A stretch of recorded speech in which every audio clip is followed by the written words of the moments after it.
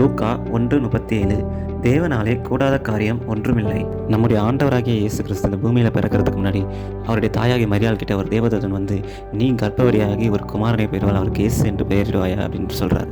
உடனே மரியாள் கேட்குறாங்க, அது எப்படி ஆகும், நான் இன்னும் திருமணமே செய்து கொள்ளேன், என் புருஷனை அறியலையே அப்படின்றாங்க.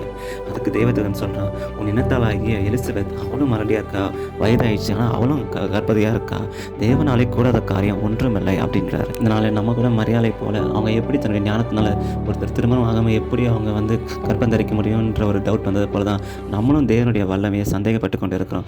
ஆதி காலத்தில் நடந்தது போல் அநேக அற்புதங்கள் இந்த காலத்தில் நடக்கிறதில்ல. காரணம் நம்முடைய அவிசுவாசம் தான். ஏன்னா நம்ம வந்து சயின்ஸ் படியும் லாஜிக் படியும் தான் பார்த்துட்ருக்கோம். நம்முடைய ஞானம் தேவனுடைய வல்லமைக்கு மேலானது கிடையாது. தேவன் சகலத்தையும் உருவாக்கினவர், அவர் தான் சகலத்தை சிருஷ்டித்தவர். எல்லார்கிட்ட இருந்தும் பிடுங்கி சாப்பிட்ற ஒரு பறவையாகிய காகத்தை கொண்டு தான் எலியா தீர்க்கதரிசியை போஷித்தார். வழியே இல்லாமல் ஒரே செங்கடலாக இருக்கிற இடத்துல தான் ஒரு வழியை உருவாக்கினார். கடலை ரெண்டாக பிரித்து அங்கே அந்த இஸ்ரேல் ஜனங்களை வழி நடத்தினார்.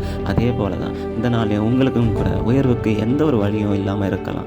உங்களுடைய ஞானத்துக்கு அது எட்டாமல் இருக்கலாம். ஆனால் தேவன் வழியே இல்லாத இடத்துல ஒரு வழியை உருவாக்கி உங்களை நடத்தி சென்று உங்களை உயர்த்த அவர் வல்லவராக இருக்கிறார். தேவனாலே கூடாத காரியம் ஒன்றும் இல்லை. இன்றைக்கும் நீங்கள் அவரை விசுவாசிங்க, உங்களையும் நடத்துவார். கர்த்தர் உங்களை ஆசீர்வதிப்பாராக. ஆமென்.